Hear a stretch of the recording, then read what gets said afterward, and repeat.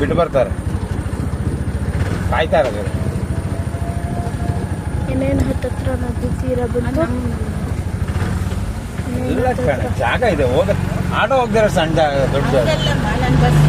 Bus ಅಲ್ಲಿ ಅವ್ರು ಹೇಳಿದ್ನಲ್ಲ, ಬಡವ್ರು ಇಲ್ಲಿ ಬಂದು ನಿಂತ್ಕೊಂಡಿದ್ದಾರೆ ಅಷ್ಟೇ.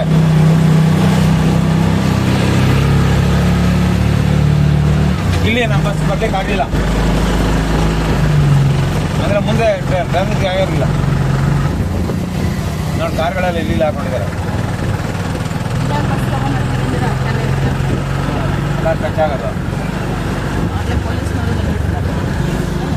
ಬಾಯ್ ಬಾಯ್.